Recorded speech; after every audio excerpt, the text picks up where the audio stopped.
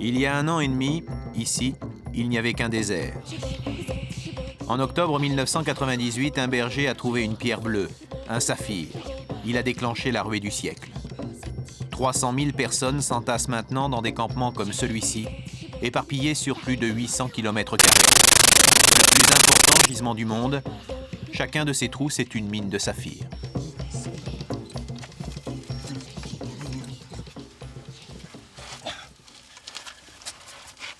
Rasta est arrivé de Tananarive avec 3 copains il y a 4 mois.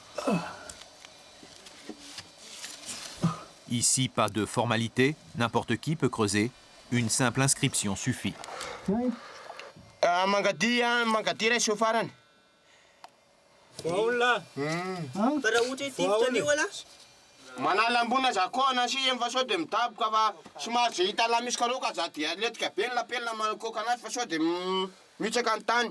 Io lesy ny tena poinsa sady bloky izy zany lesy. Le ato nge manelanelana le vato amin'ny elanelan'le tany. Le ato. Fa ity a. Tena zany lamilamy be lesy ty ambany ty dada. Zany tsika. Amty. Mbola mandetika kely zany tsika. Amty. Lamilamy be lesy. Karoka be vao de misy lamilamy fanambany. Tandremany lesy rasy de raha. Contre foana zaza ataony laha. Maty ato tsika se raha. Efa mafeny zay. Na. Orna. Karoka be vao lamilamy. Verasty. Le karoka tsy miaraka ny lamaka ty.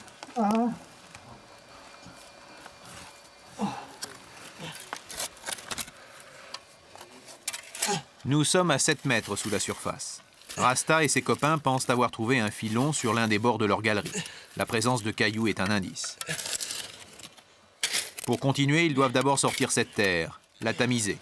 Mais s'ils veulent élargir leur boyau, ils vont prendre des risques. Dans la région, le bois vaut très cher. Ils n'ont pas les moyens d'étayer.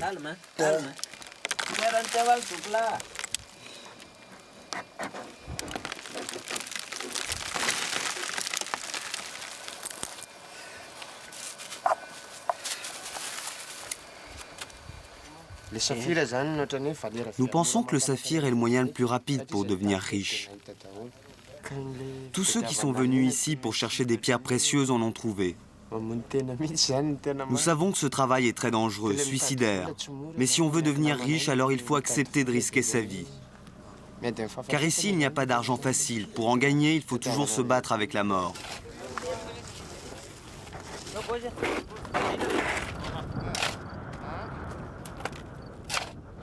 À 500 mètres de leur mine, la rivière. C'est là que Rasta et ses 3 copains viennent tamiser la terre qu'ils ont extraite de leur boyau. Peut-être dans ce sable, y a-t-il une pierre, peut-être un beau saphir, peut-être la fortune. Cela fait 4 mois que tous les jours ils l'espèrent. Tout le monde assiste à l'opération, non pas qu'il n'ait pas confiance, mais il vaut mieux éviter la tentation. Laisser 2 membres de la bande, seuls pour laver la terre, ce serait peut-être, en cas de découverte, les amener à trahir la parole donnée.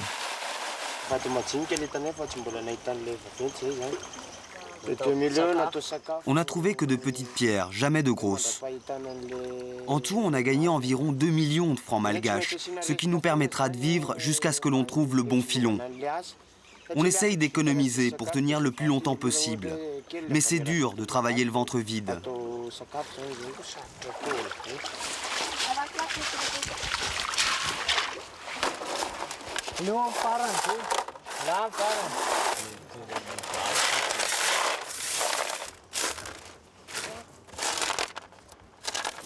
Ela, friso.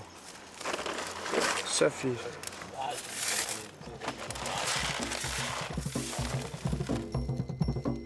Ilakak, au bord de la Nationale 7, la principale route du pays. Il y a 1 an et demi, c'était un arrêt d'autobus. Il y avait 7 maisons de terre et 85 habitants. Aujourd'hui, c'est la capitale du saphir. Tous les jours, de nouveaux arrivants viennent y chercher fortune. Ils viennent de tout le pays, convaincus qu'à eux aussi, la chance va sourire.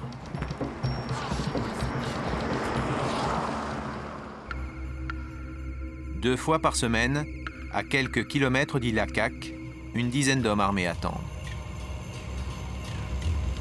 2 fois par semaine, ce petit avion vient se poser devant eux.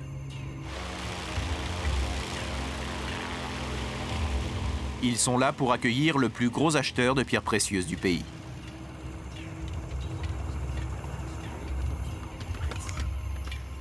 Bonjour, ça va? Bonjour à tout le monde. Werner Staltenstein est suisse. Il a été attaqué une fois, c'était en Tanzanie. On lui avait volé 500 000 francs. Bonjour, ça va? Depuis, il se méfie. Vous avez toujours un comité d'accueil comme ça? C'est région dangereuse. Il y a toutes les semaines attaques contre les Thaïlandais, contre les Sri Lankais, les acheteurs de pierre. Et qui les attaque? Je ne sais pas.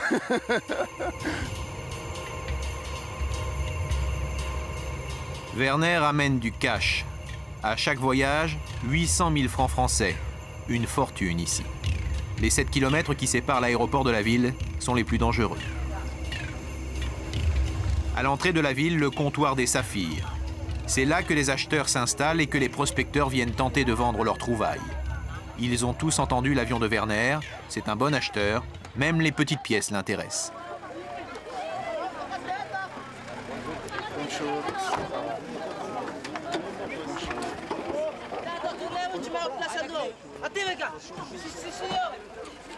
Dans ces sacs, les billets, en francs malgaches 800 millions, 1000 fois plus que nos francs.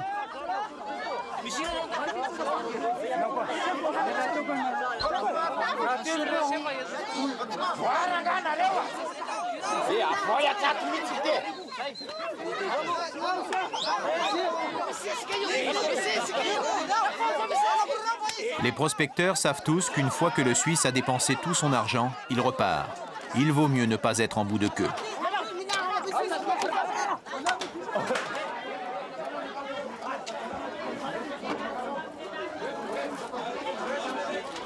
C'est pas un paquet de 10.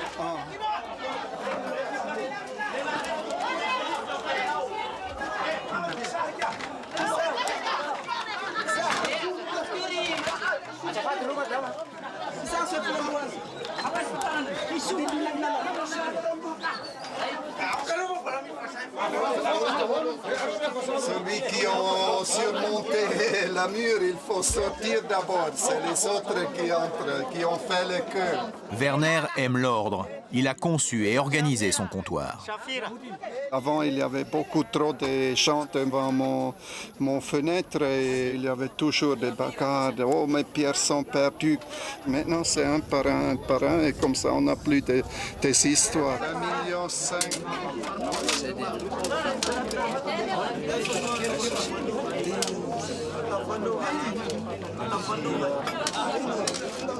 J'essaye de faire plus vite que possible pour que je peux regarder tout le monde. 1 million 300, 6 mètres pièces serrées. La technique de Werner, ne pas perdre de temps. Acheter presque tout ce qu'on lui propose. En gros, parfois, dans le lot, il y a des pierres plus intéressantes. 800 000. On trouve des saphirs de toutes les couleurs, mais les plus recherchés, ce sont les bleus. Couleur, grandeur, inclusion et forme, c'est ça qui me fait mes prix. 200 000.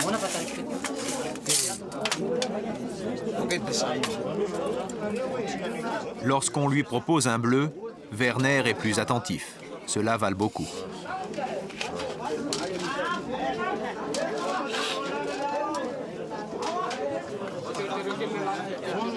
Werner fixe son prix en quelques secondes. Il n'a pas l'habitude de marchander. 4 millions, 6 000 spurs, ok. C'est les feux. C'est les 4 millions. 4 millions. Il est allé se concerter entre eux concernant le prix là. On ne tombe pas d'accord, on rend des pierres. 350 000. Bon, c'est pas d'accord. Pourquoi? Bon, bah, le propriétaire veut 15 millions là. Bon, le prix de M. Werner, c'est 4 millions. Donc, c'est pas...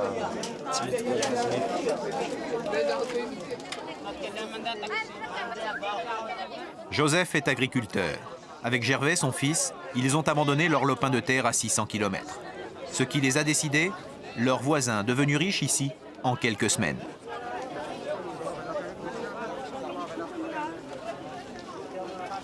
Non, je ne sais pas son nom, mais je crois que c'était préparé. Je vais le vendre à peu près 1 million de francs. Là. 1 million? 1 million de francs. Même 500 000, comme ça, je vais le vendre, puisque je suis totalement dépourvu. Là.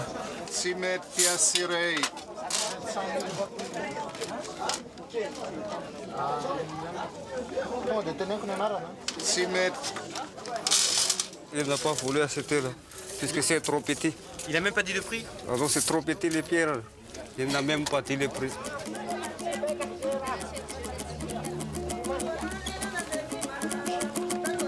Comme le dit Joseph, lui et son fils sont totalement dépourvus. Cela fait 3 mois qu'ils sont arrivés. 3 mois qu'ils n'ont rien gagné.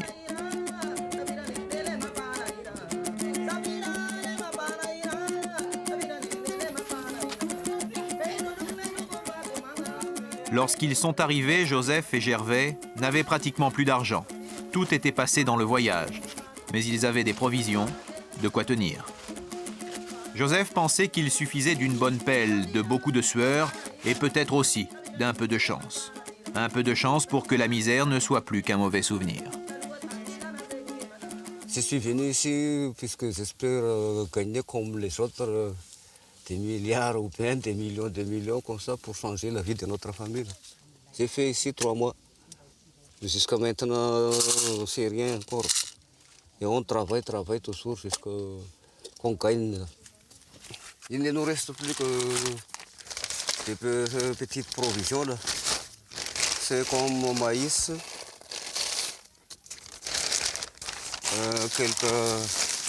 c'est à peu près 10 kilos de riz.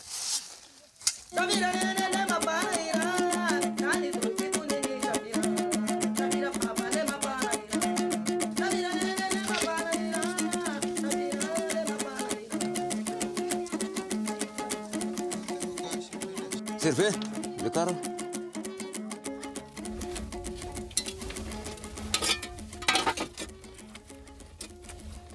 Dans le coin où Gervais creuse, il n'y a plus de prospecteurs. Ici, personne n'a trouvé de bons saphirs. Joseph et son fils sont les derniers à y croire. Ils en sont à leur 5e trou, mais ils continuent. C'est Gervais qui va au fond, son père remonte les déblais à la surface. Si le boyau s'effondre, Gervais ne pourra compter que sur son père pour l'en sortir. Aucune autre aide. Là-haut, Joseph est seul. De toute façon, jusqu'à présent, personne n'a échappé à un effondrement. Il n'y a jamais eu de miracle. Les éboulements tueraient en moyenne 4 prospecteurs chaque semaine. Ça fait plus de 3 mois que je creuse et je n'ai toujours rien trouvé. Mais je ne me décourage pas. J'ai l'espoir de trouver un gros saphir. Mon père et moi, nous avons quitté notre village à cause de la pauvreté. Parce que si l'on a la chance de trouver des bons saphirs, on sait qu'on deviendra tout de suite riche. Mais dans ce travail, il faut bien contrôler tous ces gestes. Par exemple, il ne faut pas creuser une galerie trop large, sinon elle risque de s'effondrer. Il ne faut pas non plus creuser le plafond en carré, parce qu'il ne tiendra pas le coup. Il faut faire les plafonds de galerie en forme de voûte, c'est beaucoup moins dangereux.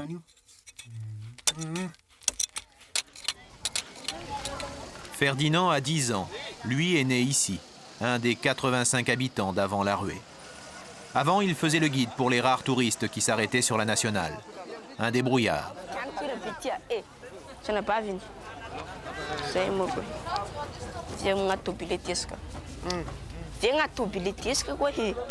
Ferdinand a vite compris. Il a vu des fortunes se faire, mais il a aussi remarqué que les prospecteurs ne savaient pas tous bien vendre, qu'ils avaient peur de se faire avoir par les acheteurs étrangers. Des acheteurs qui viennent ici avec leur 4x4. Alors, depuis, Ferdinand est devenu un courtier, un intermédiaire.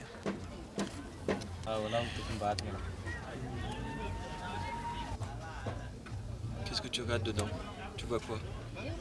Il est un peu bile, ça. Elle est un peu quoi? Bile. T'as vu? Là, on voit, là, t'as vu? Pourquoi tu la mouilles? Comme ça, on voit les choses dedans.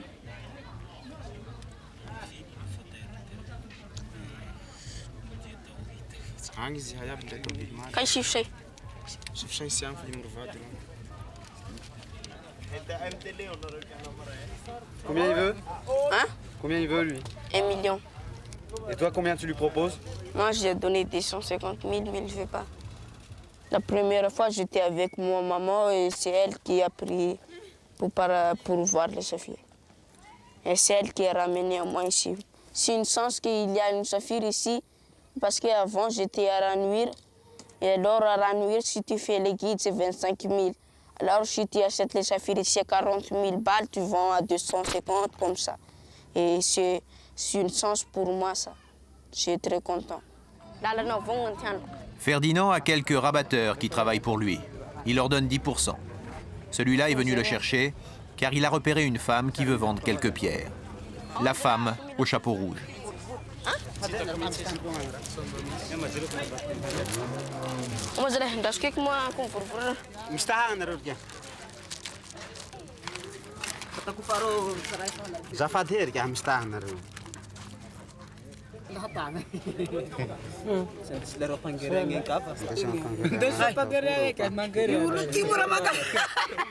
Ferdinand a vite appris, ni lampe, ni loupe, et pourtant il remarque tout de suite la pierre intéressante. Ah,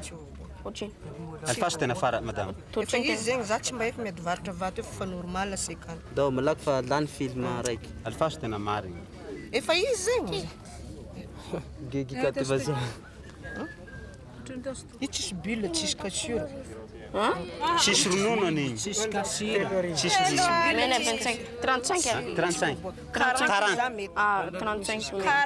Mais quoi, non, 35 35 000. Mieux que 35 000. Titi, mieux que 35 000. 40. 35 000. 40. Alface, madame, 35 000. Zaza forcé não, Zé. Ok, angau que. Acho que o rumo fara com o marrom pevo da muito. Il y a quelques jours, Ferdinand s'est retrouvé avec un pistolet sur la tempe. L'homme est parti avec tout son argent. Il essaie depuis de faire attention. Ok. C'est une bonne pierre? Ouais. Il va tenter sa chance auprès d'un Thaïlandais. Les Thaïlandais sont ici les acheteurs les plus nombreux, mais ils sont très exigeants sur la qualité.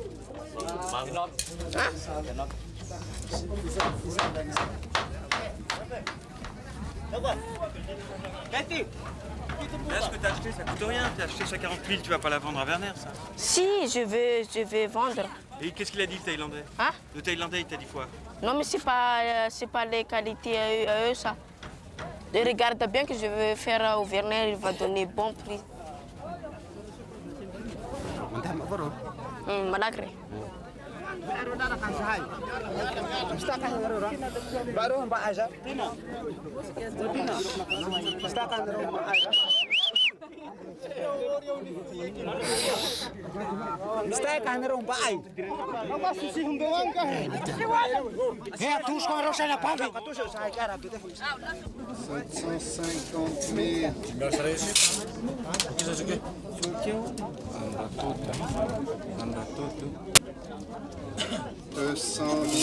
Ok. 200 000, ce qu'il avait acheté 40 000 à peine 10 minutes plus tôt. 200 000 francs malgaches, le salaire mensuel d'un ouvrier à Madagascar.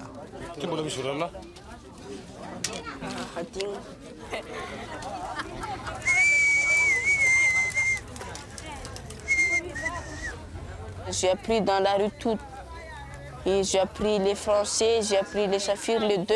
J'ai appris toute la rue.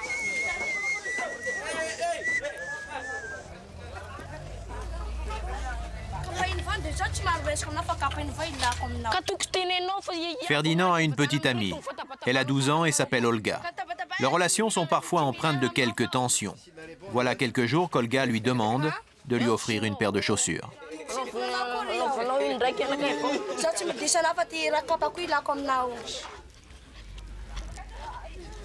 Olga aussi gagne de l'argent. Mais son commerce à elle est d'une autre nature. Qu'est-ce qu'elle fait dans la vie, elle, cette petite fille? Je sais pas, ils vont avec les garçons toujours. Ah, la fille? Ouais. Elle, avec quel garçon? Les Thaïlandais, les Blancs? Ouais, tout la Thaïlandais, malgache. Quel âge as-tu? Là, 15 ans. Olga ment. Elle n'a que 12 ans.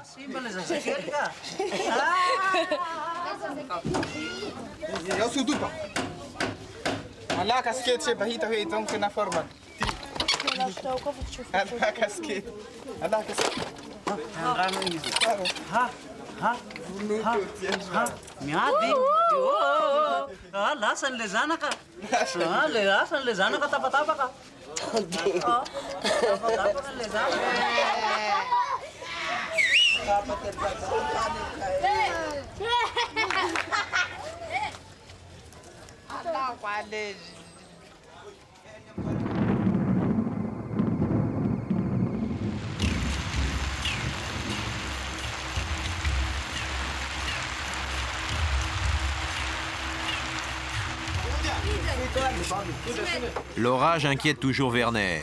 Les nuages amènent une pénombre dont il se méfie. Il est obsédé par la sécurité. On s'arrête. C'est le temps et il y a des pluies. Comment s'est passé la journée? Il n'y a pas tellement de choses importantes, moins chères.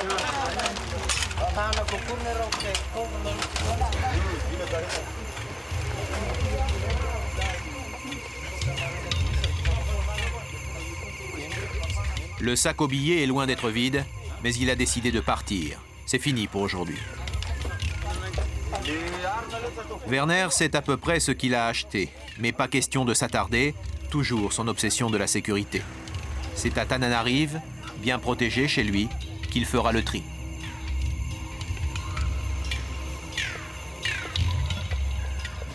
Mais le voyage à Illakak vaut le risque.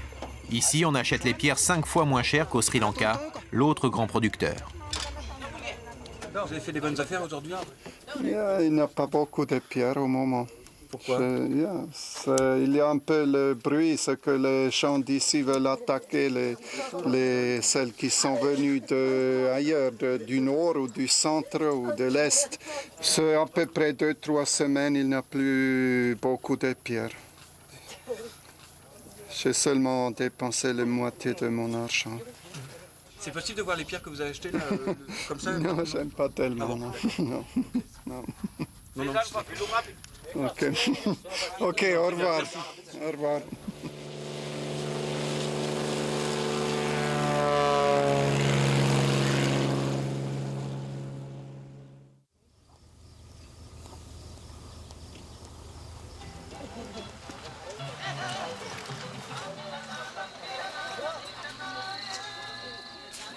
La maison de Ferdinand. Il y vit avec sa mère, ses 5 frères et sœurs. C'est lui et son grand frère qui font vivre toute la famille. Le grand frère est prospecteur.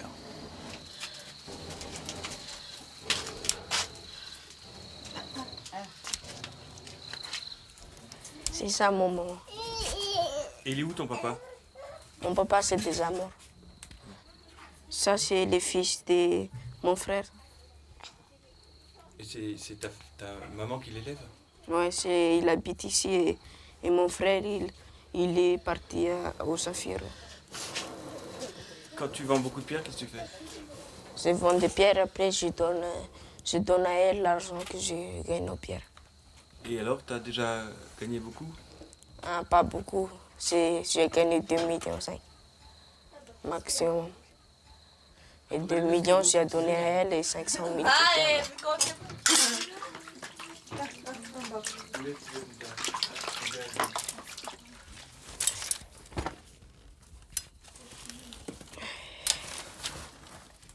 C'est le vélo que j'ai acheté. Mais le problème, il manque les lacets et ça. Je veux encore acheter.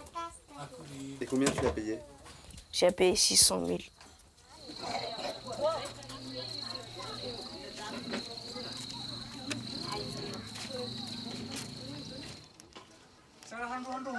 Gaspard est un des premiers à être venu à Illakak.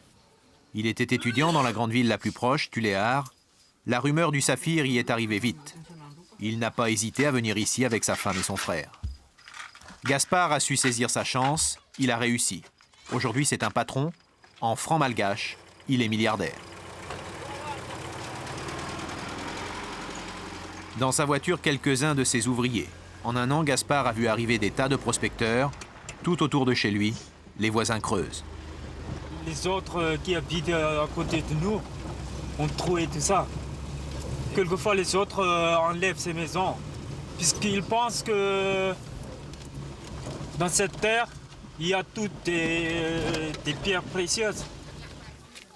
Gaspard lui a compris qu'il fallait trouver le bon emplacement et le bon filon pour s'en sortir. Sa mine a un surnom, la Banque Suisse. Il emploie 10 ouvriers qui ont creusé jusqu'à la nappe phréatique.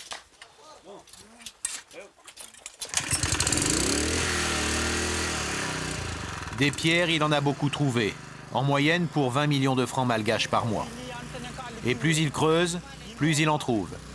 Tous les matins, il vide l'eau du trou qui s'est rempli la nuit.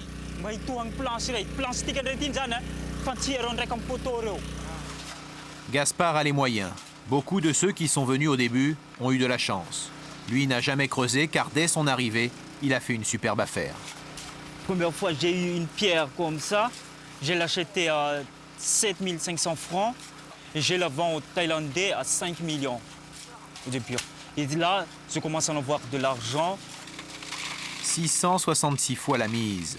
Et des affaires comme celle-là, il en a fait d'autres. C'est ce qu'on appelle le blocage en malgache. Quand on a du blocage comme ça dans la carrière, c'est une indication qu'il y a du saphir dedans. Et puisqu'ils sont dans le blocage, effectivement, ils trouvent des pierres. En arrivant ici, j'ai étudié la pierre, le défaut, les bulles, la cassure. Ça, c'est très bon. Ça coûte à peu près 50 000 francs à 100 000.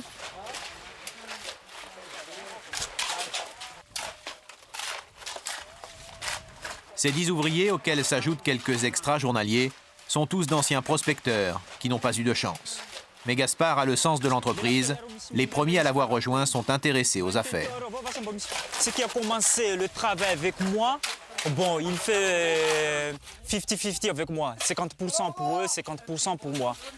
Moi, les travailleurs journaliers, bon, je les paie 10 000 francs par jour. Mais c'est full. Ah, de routine, j'ai. Ruali. Rayal ni ya. Oh, Ruali. Te fancara aro zani ya. Hein? Fancara aro mereka nama aro sama tua.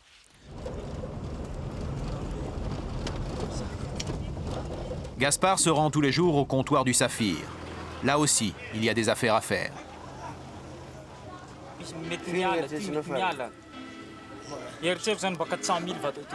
D'accord. Hein? Ok. Ok, 400 000. Lui ne vend pas à Werner, le Suisse, mais à des acheteurs thaïlandais.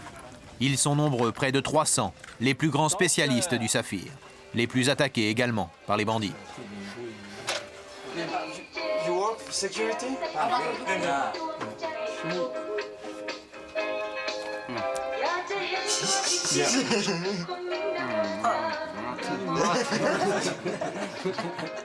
Why do you have gun? Huh? Why? Pula, too much money, too much.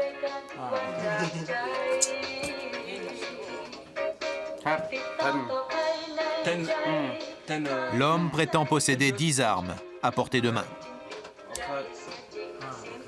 Oh, tak apa katenda. Give you stone boss. Stone boss. A million. $1 million. I buy this 1 million, you buy 1 million, is problem. A million fire. Okay. Okay, 1 million 5, okay. Il y a 1 an et demi, Gaspard a interrompu ses études. Grâce au saphir, il s'est acheté une maison à Tuléar, sa ville natale, et 5 taxis. Il sait que les pierres précieuses ne seront pas éternelles. En tous les cas, il a besoin de respectabilité. Il me faut dans la vie double emploi, quoi. Je pense faire l'école normale d'administration à Tananarive. Et là, j'attends le poste, quoi. Quand j'ai des jobs, par exemple, je suis sous-préfet ou bien je suis directeur, j'ai toujours de faire le business.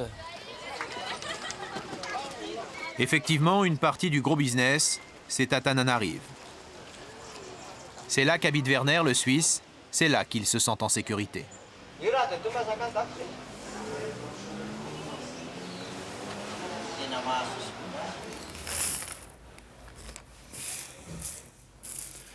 Je gagne normalement 15 à 20%. Oui, je fais avec la quantité. Ça coûte combien, ça, ce petit morceau-là Je l'achète à 200 000, ça veut dire 30 $. Le bijoutier, il le vend pour 100 $, à peu près. À croire Werner, des petites marges. Mais certains font d'énormes profits. Les spécialistes estiment que chaque mois à Ilakak, il se négocie des saphirs pour 120 millions de francs français. Une estimation, car à Madagascar, on n'aime pas parler de l'argent du saphir, l'un des plus beaux du monde. Dans les mines d'Ilakak, il en resterait assez pour 200 ans d'exploitation.